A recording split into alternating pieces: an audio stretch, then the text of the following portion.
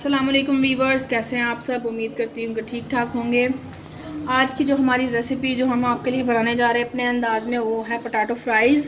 तो वो अपनी रेसिपी की तरफ जाने से पहले हम आपको ये बता दें, जो हमारे चैनल पर नए हैं तो हमारे चैनल को ज़रूर सब्सक्राइब करें। अगर आपको हमारी वीडियो पसंद आती है तो वीडियो को लाइक करें और वीडियो को पूरा देखा करें। चलिए अब चलते हैं अपनी रेसिपी की तरफ। हमें क्या क्या चाहिए, उसके लिए हमने 3 बड़े साइज़ के ये आलू ले लिए थे। उसके अलावा हमें जो चाहिए बेसन, थोड़ा सा मैदा चाहिए, नमक चाहिए और चाट मसाला चाहिए। तो अब हम सबसे पहले अपने आलूओं को काट लेते हैं चिप्स के जैसे हमें चाहिए। तो उसके लिए हमने ये आलू ले लिया है, इसको थोड़ा सा इधर से साइडों से उतार लेना है।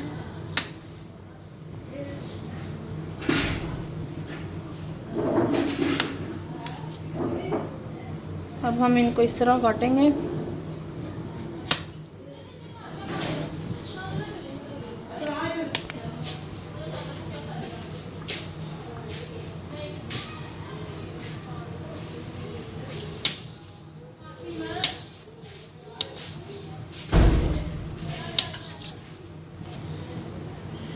आलू को इस तरह काटते जाना है।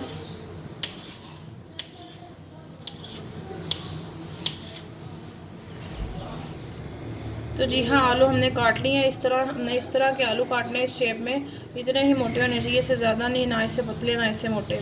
ठीक है, इसी तरह हम अपने बाकी आलू काटते हैं, फिर आपको बताते हैं। तो जी हाँ, सारे आलू हमने काट लिए हैं इस तरह। अब हम इसके अंदर जो मसाले डाले हैं वो हम ऐड करेंगे। इसमें आलू ऐड करेंगे जो हमने काटे थे इस तरह। ऐड करेंगे मैदा, 1 चम्मच मैदा भर के डाल दिया है। अब इसमें जाएगा 1 चम्मच भर के बेसन और हस्बे ज़रूरत जितनी ज़रूरत होगी इतना हम इसमें नमक डाल देंगे। अब इसको अच्छी तरह से मिक्स कर लेंगे।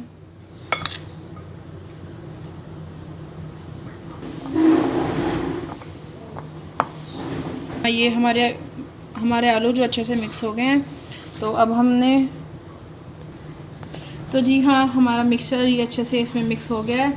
अब हम इसको फ्राई करने की तैयारी करते हैं। उसके लिए हमें चाहिए एक कढ़ाई। हमने कढ़ाई ले लिया, उसमें ऑयल डाल दिया है। जब तक ये ऑयल गर्म होता है 1 से 2 मिनट लगे। हमने इसके नीचे फ्लेम ऑन कर दिया है। जैसे ही ऑयल गर्म होता है हम इसमें अपने आलू डाल देते हैं फ्राइज़।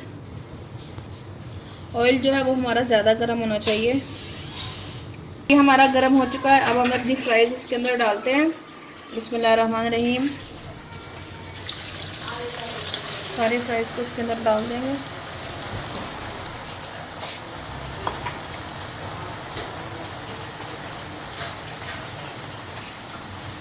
एक मिनट के लिए इसको ऐसे रखेंगे, इसके बाद थोड़ा सा हिलाएंगे। अभी 1 मिनट तक ऐसे इसको पकने देंगे, फिर इसके बाद इसको हिलाएंगे।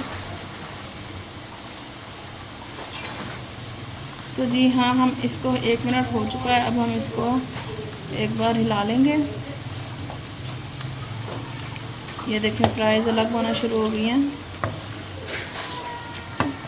ऑयल हमने इतना गर्म इसलिए किया था कि ये फ्राइज़ में जब जाएं तो ये अच्छे से अलग हो जाए।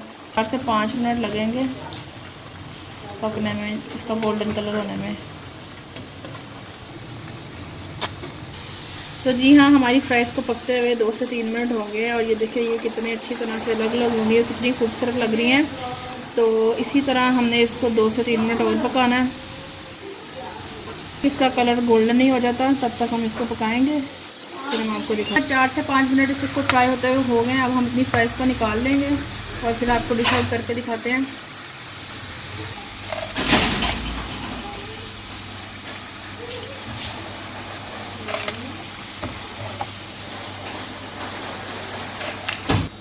ये देखिए कितनी ज़बरदस्त फ्राइज़ तैयार हुई हैं। बहुत ही अच्छी लग रही हैं, खाने में भी अच्छी होगी इंशाल्लाह। आप हमारी इस रेसिपी को ज़रूर चाट मसाला स्प्रिंकल कर दें। हमारी फ्रेंच फ्राइज़ बहुत ही देखने में अच्छी लग रही हैं। आप भी देख सकते हैं कि कितनी अच्छी लग रही हैं। और इसके साथ आप इसको केचप के साथ खा सकते हैं। ये केचप जो है हमारी होममेड केचप है, खुद तैयार की हुई है। और इसका लिंक आपको हमारे डिस्क्रिप्शन में मिल जाएगा, हम इस पर मेंशन कर देंगे। और इस रेसिपी को ज़रूर ट्राई करिए। ये बच्चों और बड़ों दोनों को बहुत ही पसंद है। बच्चे तो बहुत ही शौक से खाते हैं फ्राइज़। तो आप ज़रूर ट्राई करें और हमें कमेंट में बताएं कि ये कैसी बनी है। और हम अगर आपको हमारी ये वीडियो पसंद आती है ना तो हमारी वीडियो को लाइक करें, हमारे चैनल को सब्सक्राइब करें और हमें अपनी दुआओं में याद रखें। और हम इसी तरह कोई नई से नई वीडियो लाते रहेंगे।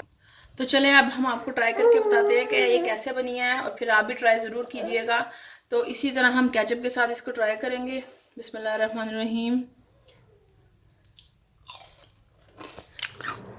बहुत ही क्रिस्पी है, बहुत ही अच्छी है, अंदर से बिल्कुल पक चुकी है, बिल्कुल अच्छी, कोई कच्ची नहीं है, ऊपर से भी अच्छा गोल्डन कलर आया हुआ है। तो प्लीज़ इस रेसिपी को ज़रूर ट्राई कीजिएगा और हमें कमेंट में बताएं कि ये आपको रेसिपी कैसी लगी है।